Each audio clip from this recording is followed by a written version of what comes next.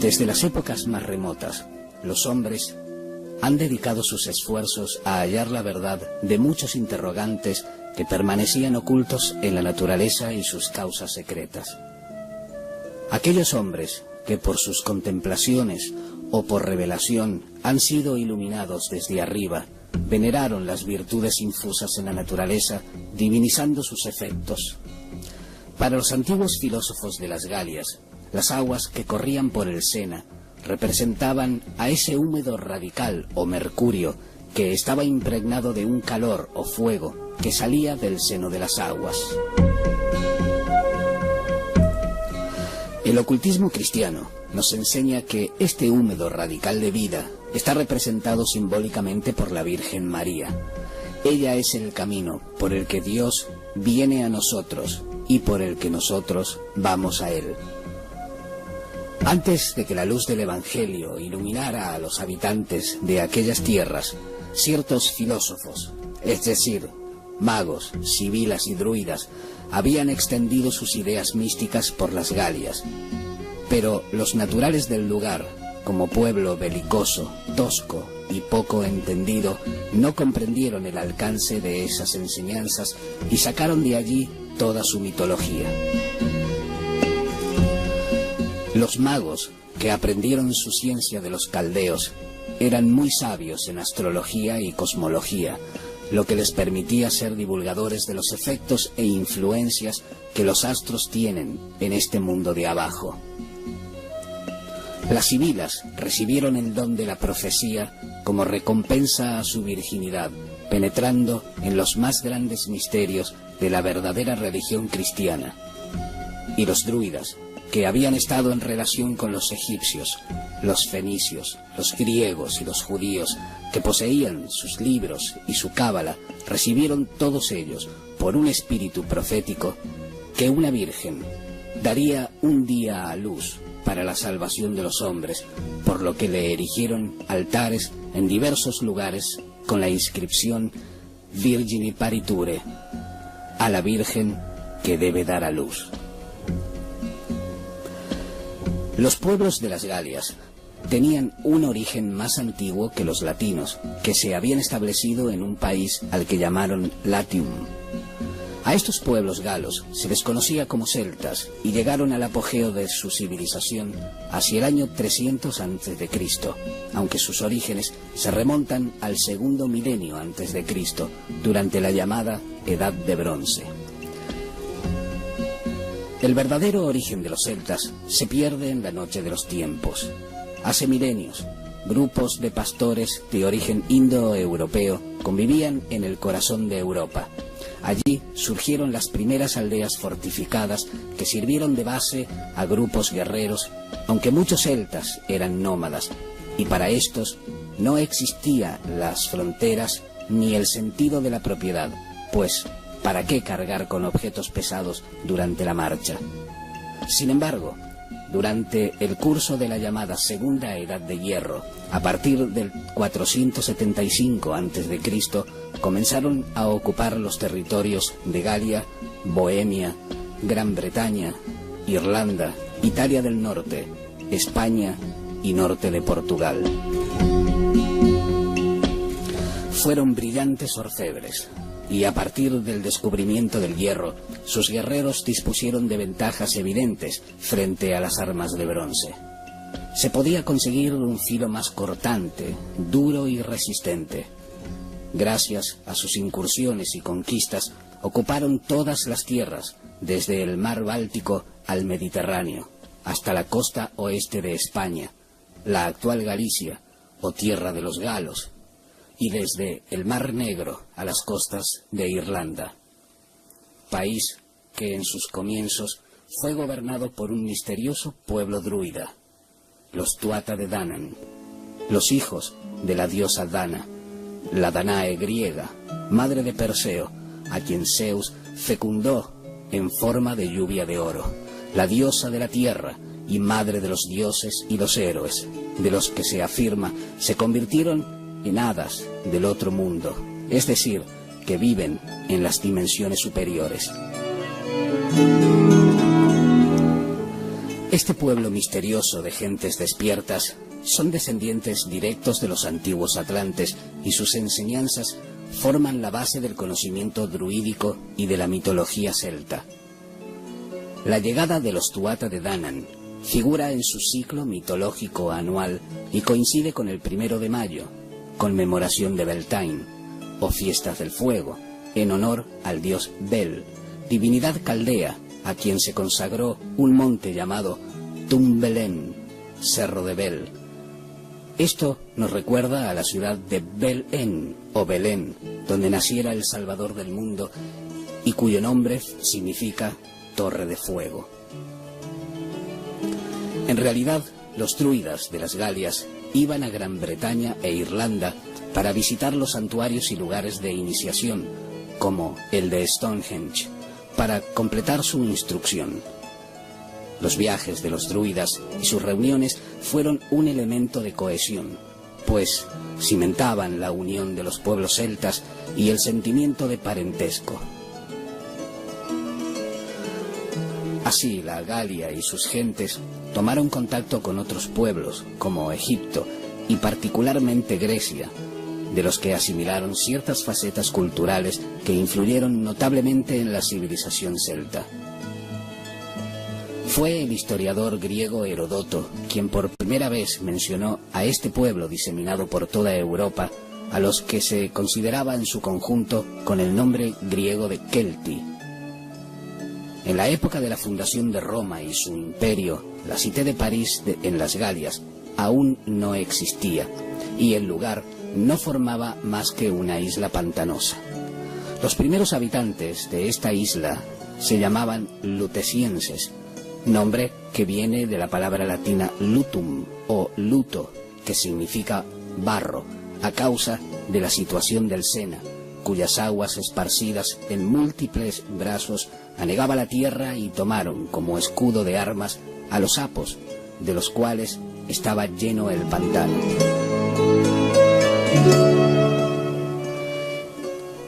En el 225 a.C., su poder comenzó a desmoronarse, cuando un gran ejército de celtas de Galia fue derrotado en Telamón, al norte de Roma. Así, poco a poco, se fue incrementando la influencia latina. Casi 2 siglos más tarde, en el 58 a.C., Cayo Julio César conquista la Galia, aunque la religión jamás pudo ser abolida. Realmente, César, a quien más temía, era a los druidas, porque se habían encargado de inculcar a su pueblo unas creencias muy sólidas. El culto a sus dioses continuaba incluso bajo la égida imperial, aunque fueron adaptándose a la influencia romana. Aquel pueblo adoraba a las divinidades del antiguo paganismo, a las que habían erigido varias capillas, y como escribe César, Mercurio era el principal dios que veneraban los galos, de una manera muy misteriosa, y le rendían más honores que a todos los demás dioses, pues le habían fabricado muchas estatuas al lado de las cuales estaba la figura del gallo, su muy honrado atributo. Tal predilección se debía a que el pueblo galo tenía la opinión de que este Mercurio, al que llamaron Lug, les traía todos los bienes del cielo, con el que tenían comercio y unión. Por eso Mercurio es el dios del comercio. También hacía alusión al Mercurio filosófico. El propio nombre de Galos les viene del gallo, del latín Gallus, consagrado al sol y a Mercurio, por lo que también se les conoció como Galii o Gálatas. Los lutecienses rendían culto al gallo, que con su canto matinal anuncia el calor del sol del levante y prepara a la naturaleza para una nueva generación, tal y como sucede en la alquimia. El gallo era el signo de la vigilancia y el cuidado aplicados al estudio y al trabajo. Sus casas eran rudimentarias, generalmente de construcción redonda y con el techo en forma de cúpula cubierto de paja o con betún, cuya punta adornaban con el gallo, la paloma el águila, la salamandra o el pájaro del paraíso. Se calentaban con un fuego central de una chimenea que salía por el tejado. Un gran caldero colgaba de una cadena donde también cocinaban sus alimentos. Los estamentos que integraban la sociedad tradicional celta permanecieron invariables durante siglos, incluso bajo la dominación romana, pues cada una de las provincias mantenía sus propios reyes sagrados, elegidos mediante ritual y libremente por el pueblo. El rey ostentaba el poder material y los poderes ejecutivos. Este debía procurar el bienestar de su pueblo y propiciar la abundancia de las cosechas y la fertilidad del ganado. De lo contrario, si la naturaleza se mostraba poco generosa y los elementos rebeldes, el rey era derrocado. Debía ser perfecto. Ninguna deficiencia física, mental o espiritual podía deformar su personalidad. Una actuación injusta al tomar una decisión relevante sin consultar con anterioridad a sus druidas llevaba inevitablemente a su destitución. Tenía el pueblo galo sus fiestas públicas, mezcladas a menudo con la extravagancia, aunque llenas de un valor simbólico, heredadas de antiguas tradiciones. Las más populares eran celebradas en honor de Baco y Ceres, a menudo en compañía de Venus. Las llamaban pequeñas y grandes orgías, del griego orgi, que significa reunión de danzarines, seguidas de las bacanales, que se hacían en épocas determinadas, durante las cuales cesaban casi todas las actividades. En la Grecia antigua, y sobre todo en el templo de Eleusis y en el anfiteatro de Dionisio, al pie de la Acrópolis de Atenas, se celebraban unas danzas que transmitían mensajes secretos a los iniciados por medio de sus movimientos y eran llamadas las sagradas orgías. Las pequeñas orgías comenzaban el 11 de noviembre, cuando la cosecha ya se había realizado y duraban varios días. Las grandes orgías comenzaban a finales de diciembre y tenían una duración mayor que las primeras, hasta la fiesta del rey, en la que en cada familia se buscaba un haba en un pastel.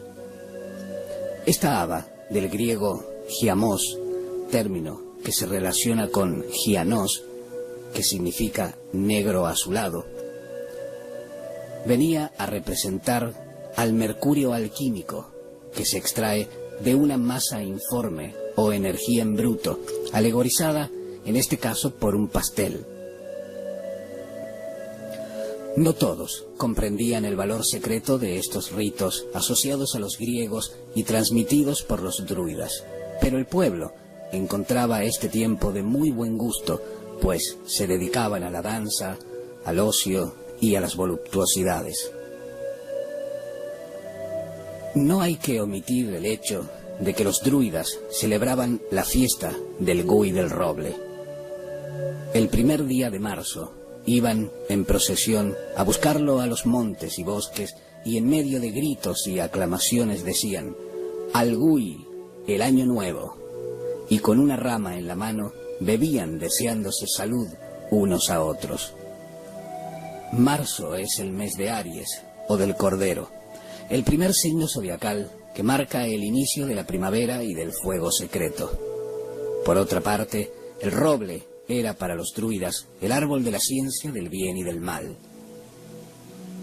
Los robles representan también la cábala y su lenguaje secreto que, transmitido por los griegos, hablaban los druidas, nombre que deriva del griego dride, de dris, roble.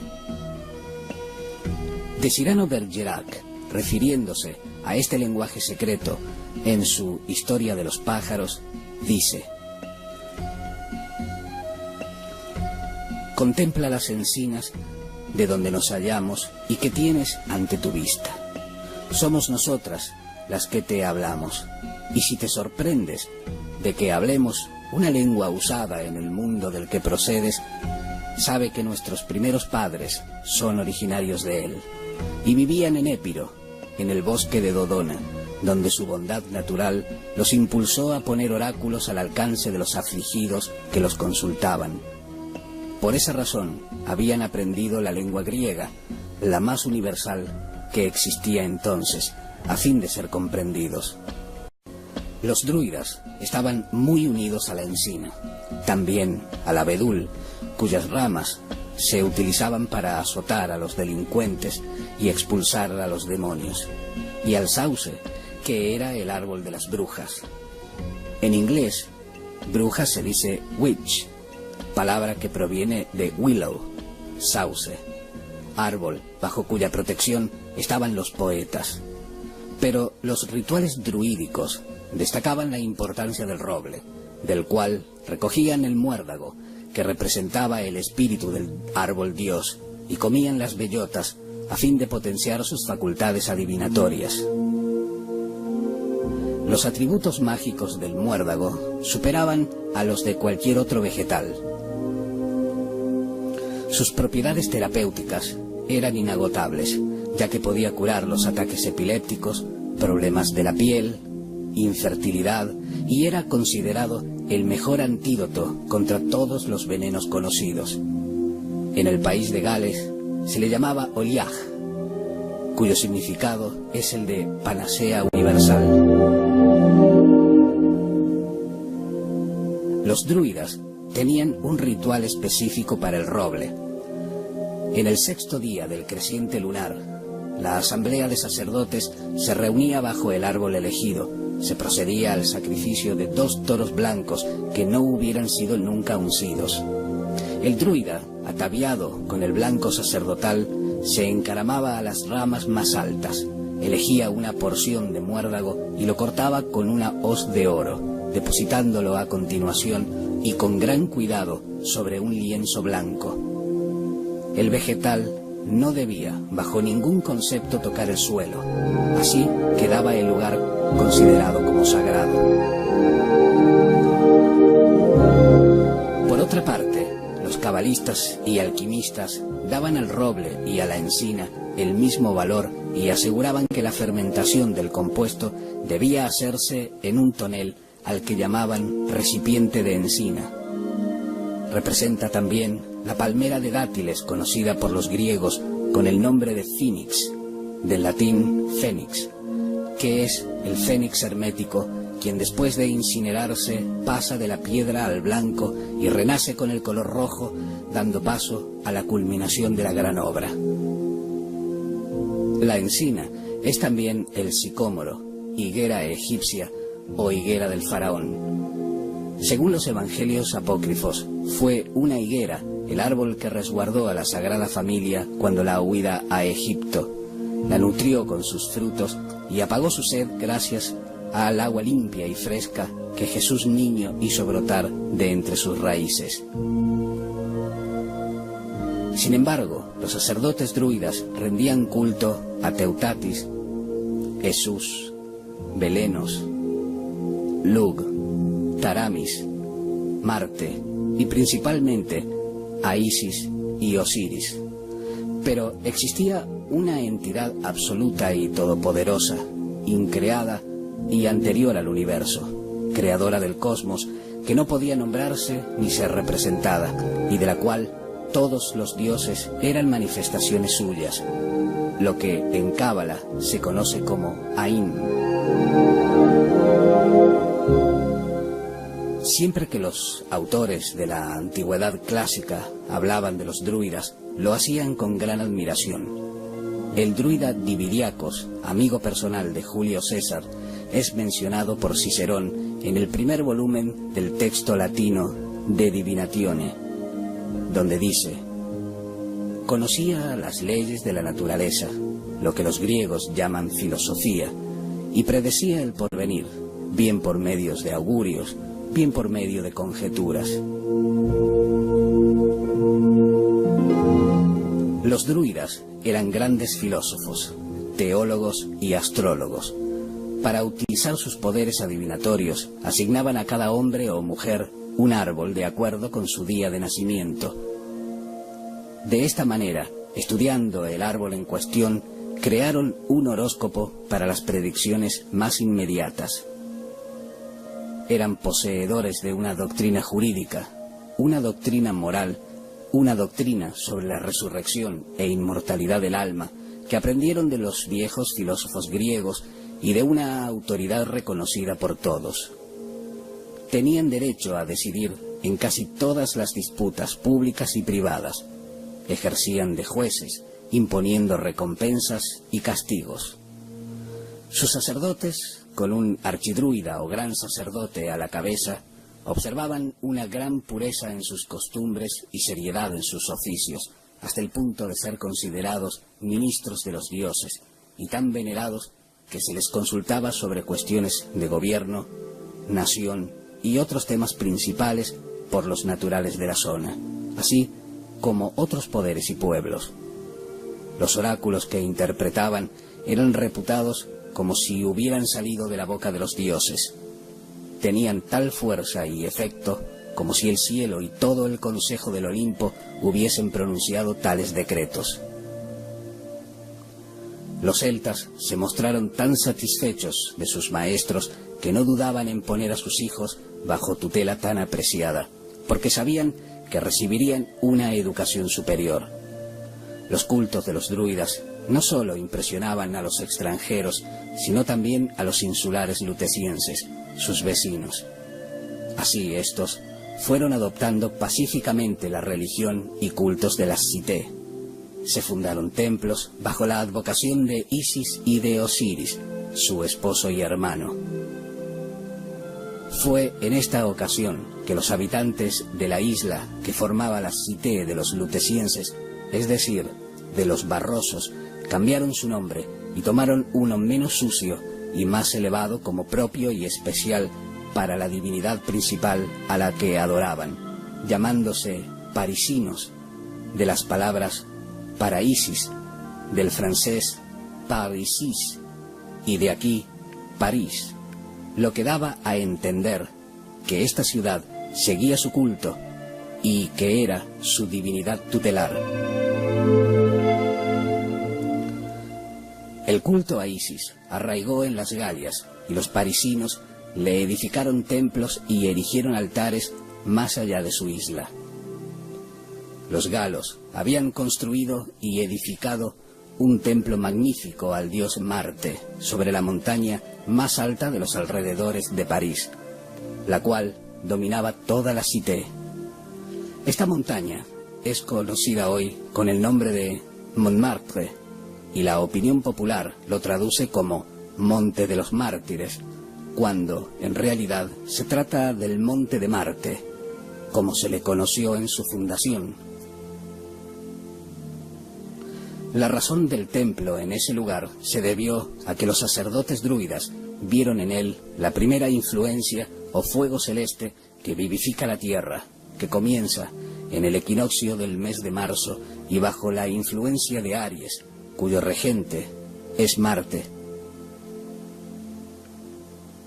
En el 8º libro de los comentarios de Julio César se hace referencia a los sacerdotes de este templo, a los que se les reconoce como Gutuater Martis, es decir, consagrados a Marte.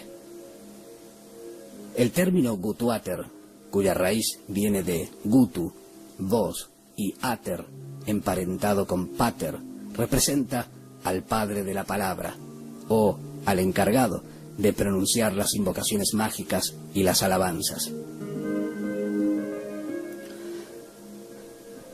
Siguiendo con la doctrina druídica, la diosa Isis era el húmedo radical o Mercurio, influido por la luna, a la que se consideraba como madre original de toda creación. Isis representaba el conjunto de todas las virtudes, inferiores y superiores. Era la matriz, el envoltorio y el vehículo del fuego celeste. Su esposo, el dios Osiris, era el calor natural regentado por el sol que actuaba sobre ese húmedo lunar. Se sabe que los filósofos paganos, magos o druidas nunca daban sus enseñanzas arbitrariamente, sino de maestro a discípulo. Incluso prohibían la escritura literal en este sentido. aunque sí poseyeron un alfabeto rúnico llamado Ogam, que grabaron sus estelas. Este alfabeto no fue de uso popular, sino empleado por los druidas en sus ritos mágicos y encantamientos. Transmitían su doctrina a través de la palabra con ingeniosas fábulas que inventaron para caracterizar las virtudes de la naturaleza y el arte secreto de sus operaciones, cuyo conocimiento y práctica exigía esta discreción frente al pueblo grosero y profano que convierte en desprecio y en mal las cosas más sagradas. Los centros de aprendizaje más renombrados se hallaban en el país de Gales, Escocia y la Bretaña francesa, pues estos lugares tenían el privilegio de poseer una extraña concentración de corrientes telúricas. 20 años de retiro, meditación y profundos conocimientos sobre astronomía, astrología, historia, mitología, teología, filosofía, derecho, geografía, magia práctica, esoterismo, medicina, música, interpretación y psicología formaban parte del aprendizaje que convertía al discípulo en alguien muy especial, pues había recibido las enseñanzas que le transformarían en un maestro, en un druida.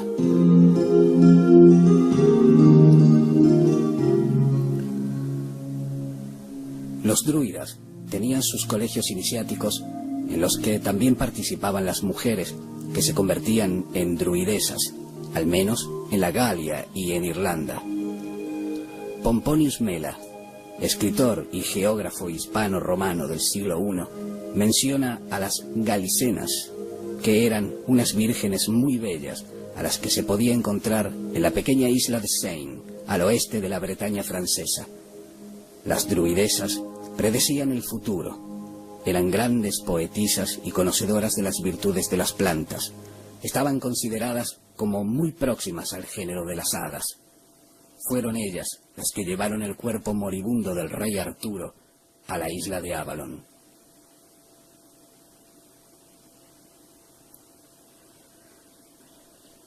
Los druidas se dividían en 5 categorías. Los bardos, que eran poetas de carácter popular, o druidas que pertenecían a una segunda clase, se encargaban de exhortar la virtud y dar valor a los guerreros, y lo hacían con música, acompañándose del arpa y la flauta, de poesía y de danza. Eran los depositarios de la memoria celta. Los vates, o adivinos, eran poetas encargados de la predicción del futuro. Los vacíos cuidaban de las ofrendas a los dioses y de la interpretación de la religión. Los sarónidos enseñaban a los jóvenes y los causídicos cumplían el papel de jueces en los conflictos civiles y criminales. Los colegios druídicos evocan a otros de distintas latitudes, como los de los augures y vestales romanos, los de Egipto, Atenas o Creta, entre otros. Inclusive, en la antigüedad llamó la atención la semejanza de la doctrina de los druidas con la pitagórica, lo cual dio origen al orfismo, que compartía la doctrina de la inmortalidad del alma y el descenso a los infiernos. El griego Estrabón dice que los druidas enseñaban que las almas de los hombres son inmortales, el mundo también, pero que un día, sin embargo, solo reinarán el fuego y el agua.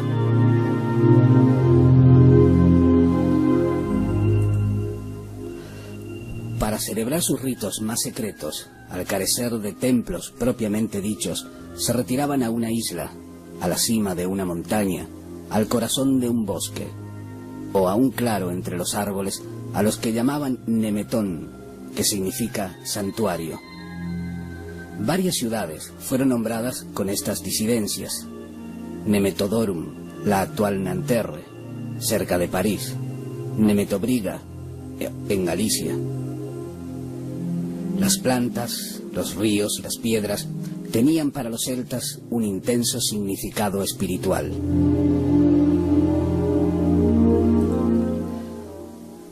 Antes de la celebración de sus rituales, los sacerdotes mantenían un ayuno.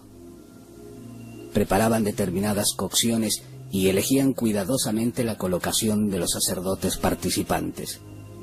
Debían tomar en cuenta el estado de la atmósfera, la dirección e intensidad de los vientos y el grado de concentración mental necesario.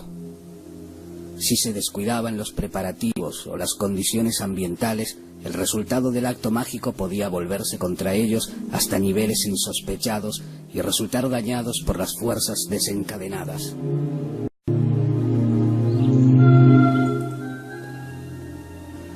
Con extrema precaución, preveía el druida la cadencia del recitado, la postura a adoptar, los gestos y la musicalidad precisos.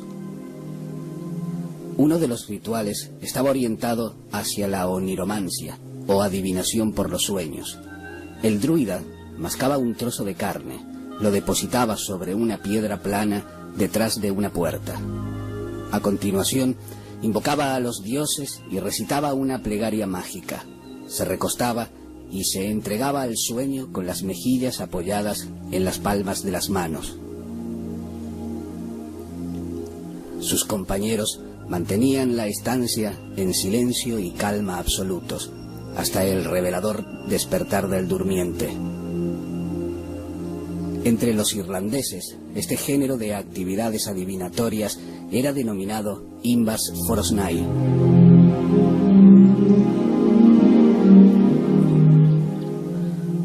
Otro ritual, el Teim Laegda, consistía en ofrecer un sacrificio, entonar un canto mágico y tocar con una varita adecuadamente tratada a la persona o cosa deseada.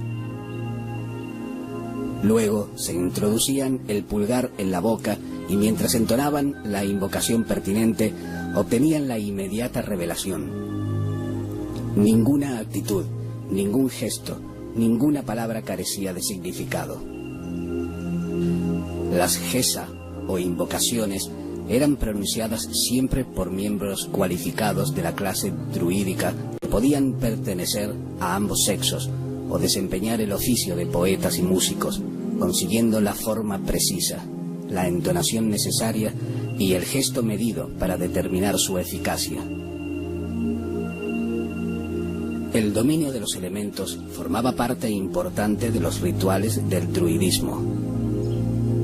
Sabían manejar los vientos, que son la morada de espíritus y hadas a su voluntad.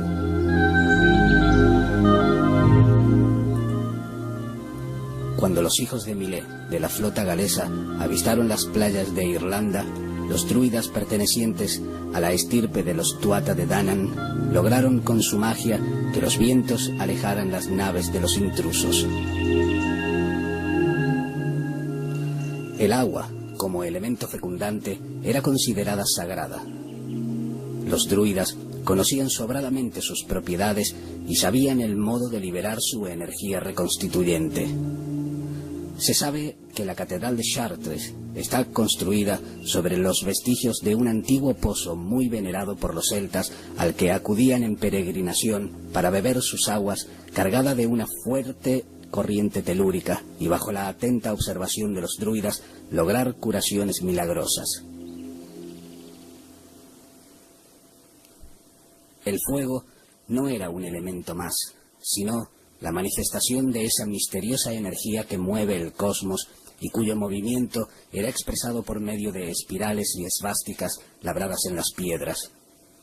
Los fuegos de Bel, o belenos, se encendían a comienzos del verano.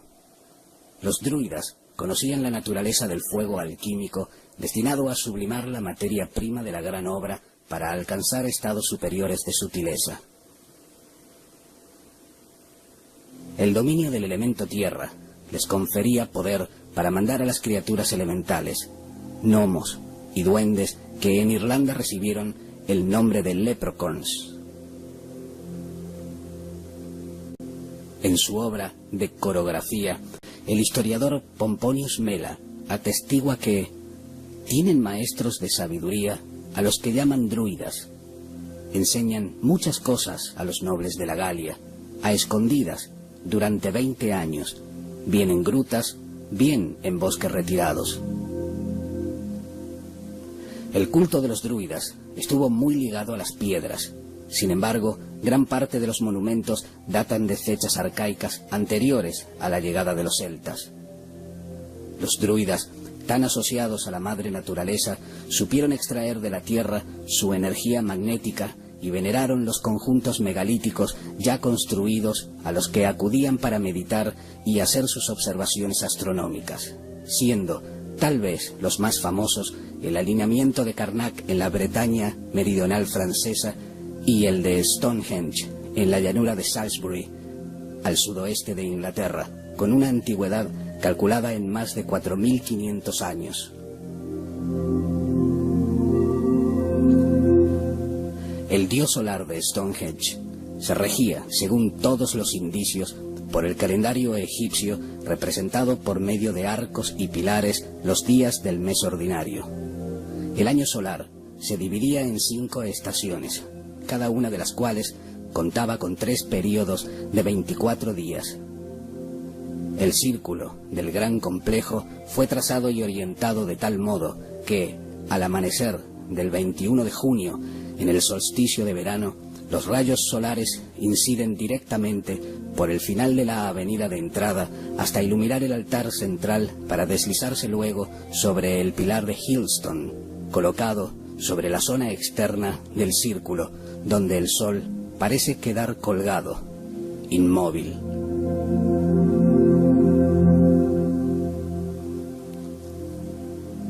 Algunos de estos monumentos de culto en forma de obeliscos se encontraban sobre las colinas y son conocidos como menhires.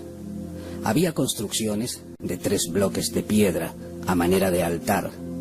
Es el llamado dolmen. También las piedras móviles, con inscripciones que servían para los encantamientos. A pesar de que no todos comprendían los secretos asociados a Isis como madre naturaleza, los parisinos en su conjunto le rendían honores y la veneraban religiosamente, como sucedía desde las épocas más remotas de la antigüedad. Plutarco, hablando de Isis, dice que en Sais, en el templo de Minerva, a la que equiparaba a Isis, se leía: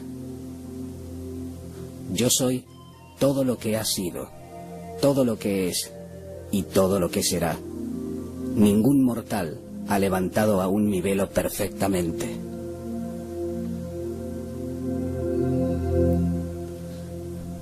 Lucio Apuleyo, el iniciado en los misterios de Eleusis, en sus Metamorfosis, también conocidas con el nombre de El asno de oro, hace hablar a Isis en estos términos: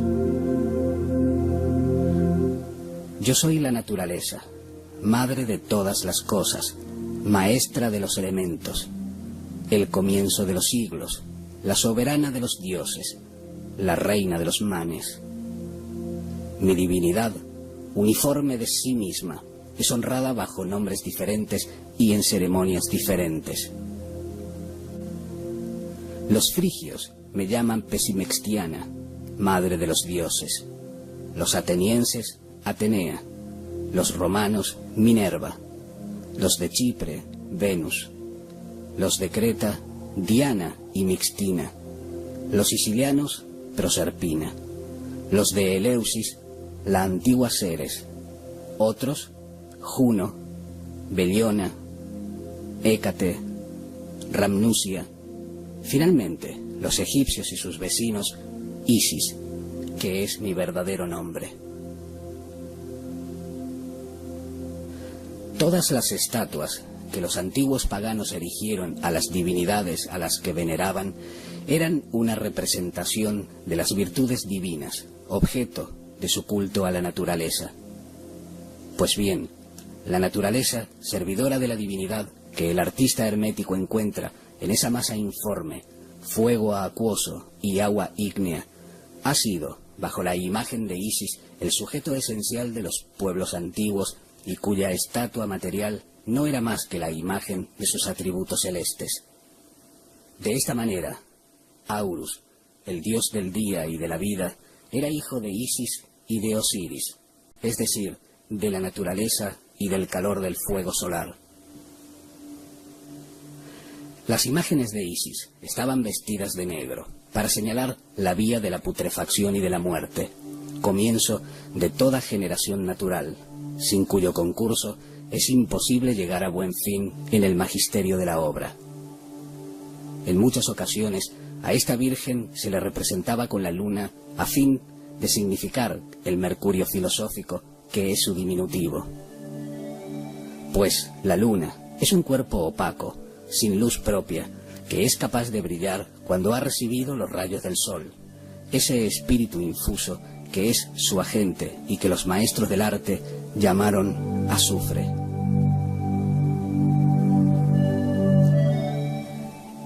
Entre los lutecienses, la religión de Isis obtuvo un gran crédito y fue practicada durante siglos, ya que era tenida por muy venerable y respetada, aunque los druidas mantenían un escrupuloso secreto sobre la ciencia, pues sabían que el vulgo es demasiado presuntuoso de su ignorancia. Más adelante, en el tiempo y movidos por un creciente fervor popular, sus ceremonias recibieron cambios y extensiones de toda clase. De esta manera, los sacerdotes de Isis, es decir, los druidas, adoptaron las reformas que la piedad iba creando, hasta que el culto original de Isis, que escondía el secreto de la gran obra, se fue perdiendo. Con el tiempo, apenas quedó algún sabio que conservara la tradición. Sin embargo, los parisinos se refinaron y se volvieron más civilizados y educados e hicieron grandes progresos en las artes. La Cité, purgada de sapos y abandonada su antigua rudeza, se embelleció y extendió su poderío sobre sus vecinos. Se convirtió en la capital de las Galias y se libró de las dominaciones extranjeras, lo que hizo que se le diera el nombre de Crapaud Francs, o sea, sapos francos, o bien francos, libres de sus antiguos sometimientos, y en lo sucesivo fue sustituido por el nombre de François, derivado del anterior y que quiere decir pueblo libre.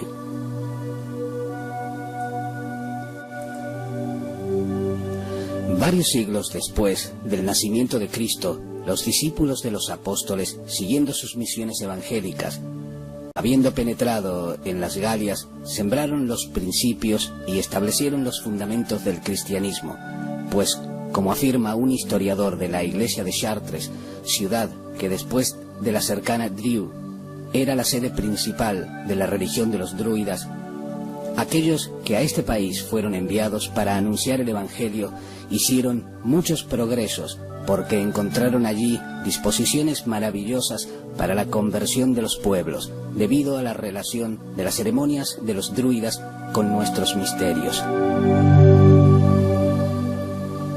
En realidad, fueron los celtas de Irlanda, bajo la advocación de San Patricio, discípulo del druida Miliuc, los primeros en ser cristianizados. Estos difundieron sus doctrinas a través de leyendas, de las cuales el mito artúrico es el más famoso, con la búsqueda del Grial encomendada al rey y a sus caballeros de la tabla redonda, guiados por el druida Merlín. El rápido paso de la Irlanda pagana al cristianismo es una prueba evidente de que fue toda la clase druídica la que se convirtió, influyendo decididamente sobre todas las demás, lo que da una idea clara sobre el poder que ésta ostentaba en la sociedad céltica. Aquellos apóstoles, algunos no exentos de fanatismo, progresaron en su labor evangelizadora y extendieron la fe cristiana hasta el corazón de las Galias, la ciudad de París. Sin embargo, se pagó un alto precio, se derramó mucha sangre y los templos antiguos fueron destruidos por los celosos misioneros, incluido el templo de Marte, en la montaña conocida como Montmartre, el de Isis y Osiris, erigido en Issy-les-Moulineaux, cerca de París, el templo a Isis, en una zona boscosa llamada Saint-Germain-des-Prés, y otros. Establecidos ya en la cité o isla de los parisinos, destruyeron allí todas las capillas que estaban dedicadas a los dioses del paganismo, como las que estaban donde hoy se encuentran las iglesias de Saint-Denis de la Chartre, Saint-Marin y algunas otras. Entre los parisinos subsistieron algunas fiestas religiosas que posteriormente se fueron adaptando al rito católico hasta que cayeron en el olvido. Las costumbres cambiaron y las artes y las ciencias crecieron. Sin embargo, les quedaba aún a los sucesores de aquellos misioneros el coronar sus trabajos apostólicos con la construcción de una iglesia catedral donde la Madre de Jesucristo fuera invocada según su fe. Primeras aldeas fortificadas que sirvieron de base a grupos guerreros, aunque muchos celtas eran nómadas, y para estos no existían las fronteras ni el sentido de la propiedad, pues ¿para qué cargar con objetos pesados durante la marcha? Sin embargo, durante el curso de la llamada Segunda Edad de Hierro, a partir del 475 a.C., comenzaron a ocupar los territorios de Galia, Bohemia, Gran Bretaña, Irlanda, Italia del Norte, España y norte de Portugal. Fueron brillantes orfebres, y a partir del descubrimiento del hierro, sus guerreros dispusieron de ventajas evidentes frente a las armas de bronce. Se podía conseguir un filo más cortante, duro y resistente. Gracias a sus incursiones y conquistas, ocuparon todas las tierras, desde el mar Báltico al Mediterráneo, hasta la costa oeste de España, Sahel. Antes de que la luz del Evangelio iluminara a los habitantes de aquellas tierras, ciertos filósofos, es decir, magos, sibilas y druidas, habían extendido sus ideas místicas por las Galias. Pero los naturales del lugar, como pueblo belicoso, tosco y poco entendido, no comprendieron el alcance de esas enseñanzas y sacaron de allí toda su mitología. Los magos, que aprendieron su ciencia de los caldeos, eran muy sabios en astrología y cosmología, lo que les permitía ser divulgadores de los efectos e influencias que los astros tienen en este mundo de abajo. Las sibilas recibieron el don de la profecía como recompensa a su virginidad, penetrando en los más grandes misterios de la verdadera religión cristiana. Y los druidas, que habían estado en relación con los egipcios, los fenicios, los griegos y los judíos.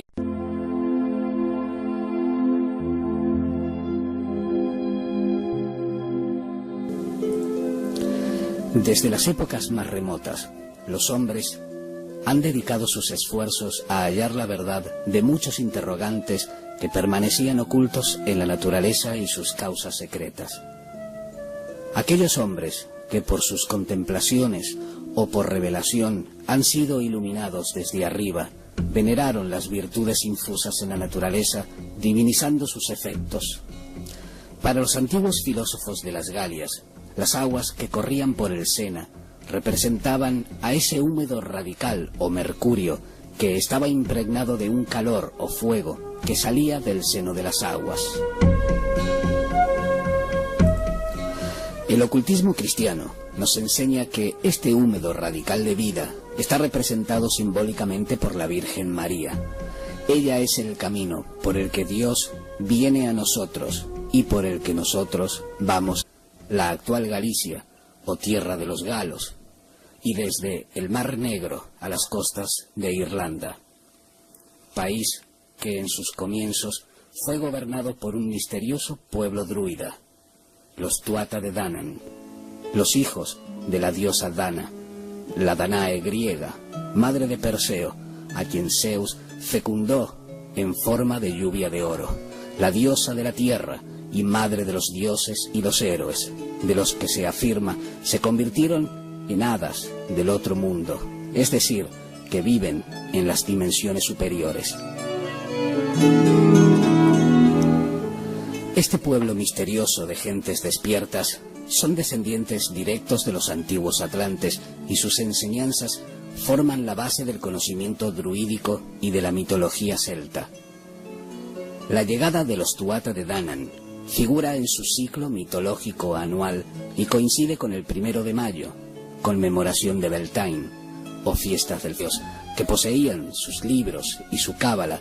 Recibieron todos ellos, por un espíritu profético, que una virgen daría un día a luz para la salvación de los hombres, por lo que le erigieron altares en diversos lugares con la inscripción Virgini Pariture, a la Virgen que debe dar a luz. Los pueblos de las Galias tenían un origen más antiguo que los latinos, que se habían establecido en un país al que llamaron Latium. A estos pueblos galos se les conocía como celtas y llegaron al apogeo de su civilización hacia el año 300 a.C., aunque sus orígenes se remontan al segundo milenio a.C., durante la llamada Edad de Bronce. El verdadero origen de los celtas se pierde en la noche de los tiempos. Hace milenios, grupos de pastores de origen indoeuropeo convivían en el corazón de Europa. Allí surgieron las